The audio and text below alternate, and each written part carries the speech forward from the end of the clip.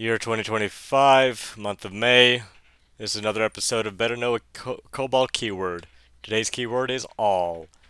In Cobol, the all keyword is used in literals and data movement statements like move. Usually it's like move all. It serves a very specific function, filling a data item with repeated occurrences of a single character. It can only be used with alphanumeric literals or figurative constants like spaces or zeros.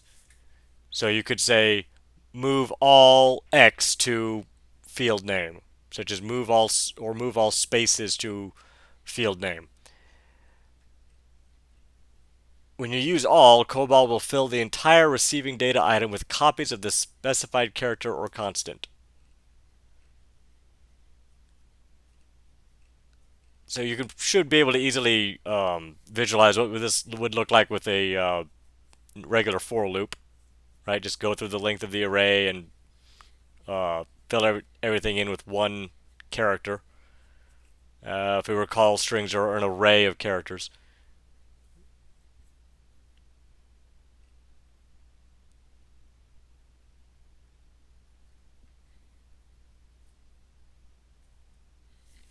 In Python, you could say x in single quotes star 10, and in C, you could use the memset function with a buffer, a character x, and the length 10. The use of all as part of Cobol is designed to be self-documenting and readable for business users, which is what Grace Hopper envisioned.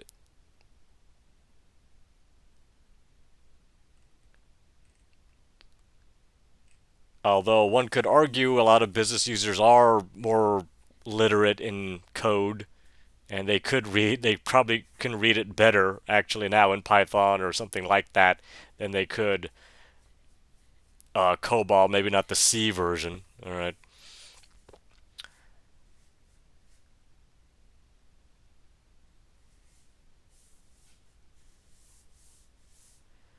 Okay, so I will now show you a complete program. There it is.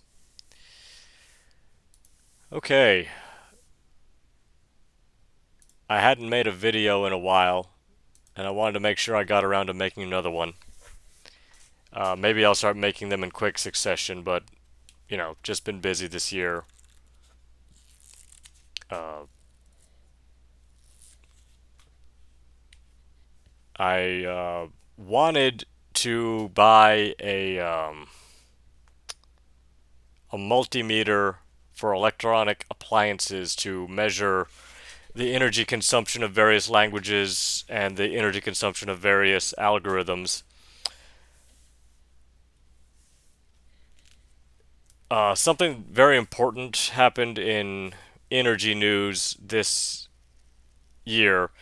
There appears to be a flatlining or a great reduction in the increases of barrels per day of oil. It was like going from like $1.50 to 3 cents. There will be growth, but it's tremendously less than it used to be. And generally speaking, the more growth of uh, energy used up meant the economy was growing. And now it is assumed that the economy will continue to grow. But this might be one of those invisible factors a lot of people aren't looking at. Is there has to be growth in barrels per day of, or at least barrels per year of oil production. And if something happens economically this year, like some kind of recession, depression, just something, I'm not going to be quick to blame like the current, U.S. or European administrations for it.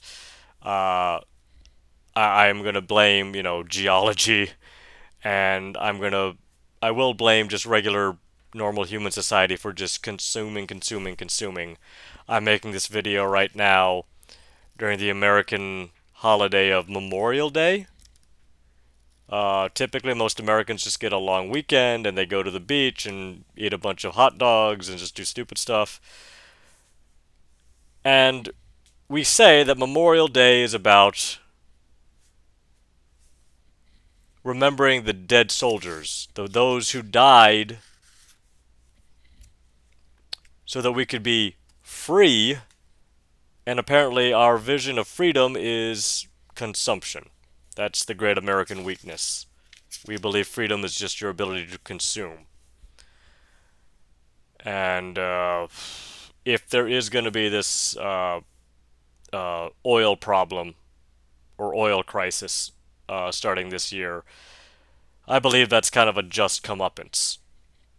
People should stop and rethink what it really means to be free. I would like to think that all those soldiers died for more than just my ability to go to the beach and eat junk food. But side issue, thank you for listening.